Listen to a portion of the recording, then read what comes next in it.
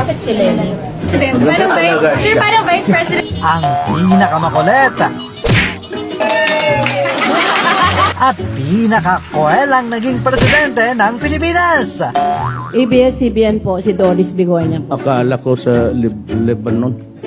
Wala na sigurong agaw pa sa titulong yan kay Pangulong Rodrigo Roa Duterte. Lente nga taga Bacolod neng guladala ka ng toko dito. At sa nalalabing mga araw ng kanyang panunungkulan, narito ang mga hindi makakalimutang epic bloopers ni Digong. Ang lamok galit, sinainit ng ulo. Ito ang PRRD's Top 10 Funniest Moments. Number 10. Isa na yata si Doris Bigornia ng ABS-CBN sa mga journalist na tila favorite na asa rin ni Pangulong Duterte. Doris muna. Ikaw na. Ikaw ang gusto kong patayin. Narito ang ilan sa mga koelang banggaan ng dalawa. Nandiyan si Doris o Bigornia ng ABS. Putulin mo yan, Doris. Putulin yung ulo mo. Gawin na issue yan. Sir, kailan ho ulit may matutumba na mayor? Depende na lang sa intriga mo kung saan ang mas marami. You are from ABS-CBN po, si Doris Bigornia po. akala ko sa Lebanon. Maraming maganda sa Lebanon. Number 9. Napanood nyo na rin ba kung paano kiligin si Pangulong Duterte? Sa isang interview noong 2016, abay tila hindi napigilan ni Digong na kiligin sa sagot ng kanyang dating misis na si Elizabeth Zimmerman sa tanong kung posible ba ang second chance sa kanilang dalawa. Reaction dun sa second chance. Second chance. Ikaw, intrigid after Follow up. We have been friends ever since adult kami because we are also married sa church. Not only sa civil, also in church. So, in my situation, I think I'm still married to Rodrigo.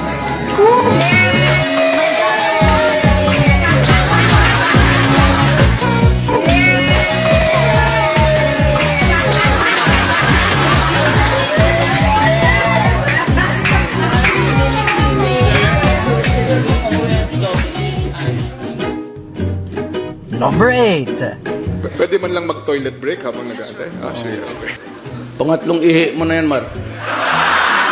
Panahon pa lang ng kampanya, nakitaan na agad ng kakulitan itong si Pangulong Duterte. Sa behind the scenes ng isa sa mga Comelec debates na pinangunahan ng TV5, lumitaw ang pagiging komedyante ni Digong. Bakit naman nila ayaw tayong magsama sa isang kwarto? Nagtataka din ako. Ikaw ata nagsabi, huwag mong ipapasokin si Duterte dyan. Nauna ka sa akin dito. Yung convoy mo, sinusundan ko. Ako maski na sino makasama ko sa kwarto, basta matino. Ako na yun. Dahil nga sa mga have na hirit noon ni PRRD, hindi may pagkakailang maraming botante ang nahulog sa kanyang sense of humor. Pero ito hindi campaign outfit to ni Mayor. For sure. Off-white. Ang ina, binirili ko ito dyan sa ano. Ready-made. Maybe acknowledge the presence of Governor Davide. Congressman Luigi Quisumbing, Congressman Advincula, Mayor Tommy Osmeña, Attorney Mike Toledo, Mr. Lourdes De Vera, Secretary Ace Durano. Wala ako nakilala dito. Mukhang talo na ako dito sa butuhan. Hindi, ganito na lang. Yung hindi natawag dito ng dalawa, dito na kayo sa akin.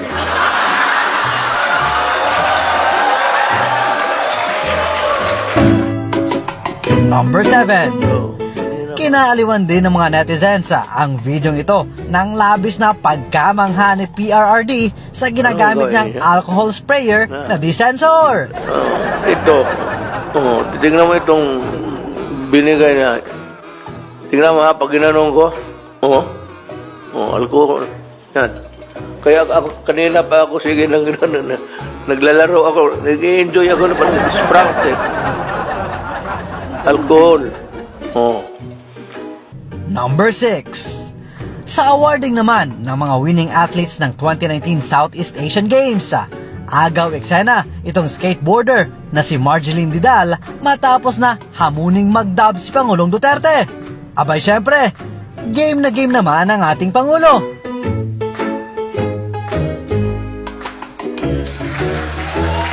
Yun nga lang sa huli, meron pang kambyo.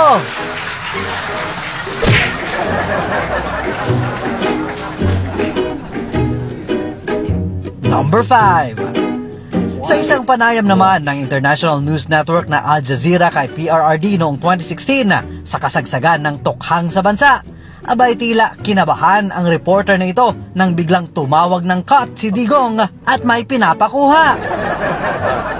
Can we cut this for a while? Pakikita, pakihanap yung newspaper kahapon. He wants to show you the newspaper. Oh, sure, no problem. Newspaper lang naman pala. Akala siguro ni Kuya, siya na ang susunod na matutumba. Number 4. Sino nga bang makakalimot sa kontrobersyal na kissing scene ni Pangulong Duterte at isang OFW sa South Korea? Huwag kang mag-amin-amin dyan. Halika dito. Hoy! Huwag mag-kiss na.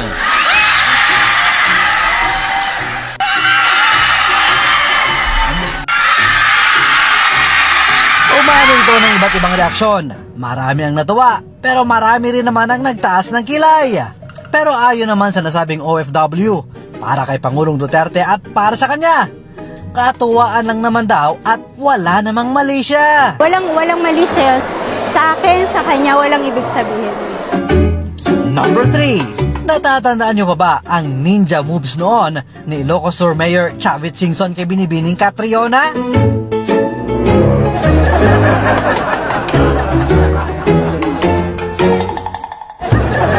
Abay dahil nga dyan kantsaw ang inabot niya kay Pangulong Duterte na mukhang updated rin sa mga trending sa social media.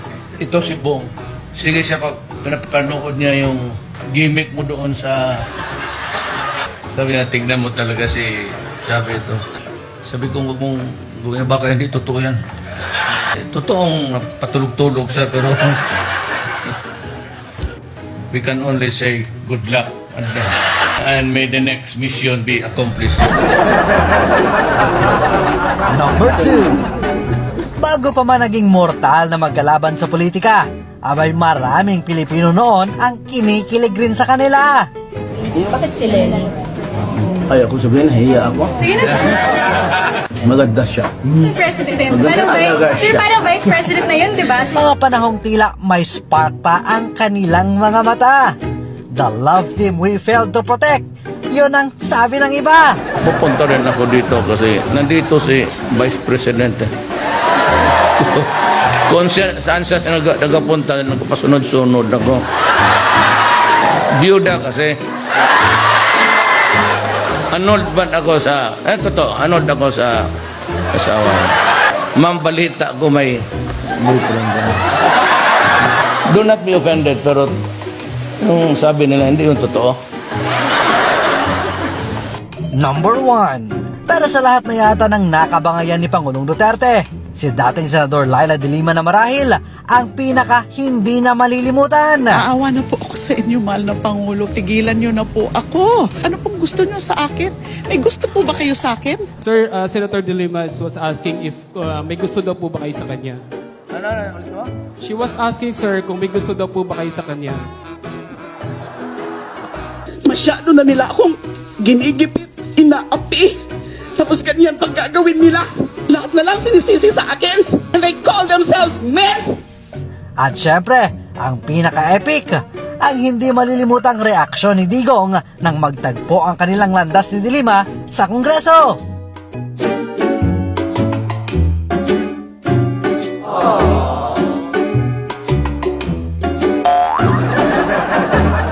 At yan ang top 10 funniest moments ni PRRD. Maraming salamat, Pangulong Duterte, sa 6 na taong panunungkulan bilang Pangulo ng Republika ng Pilipinas.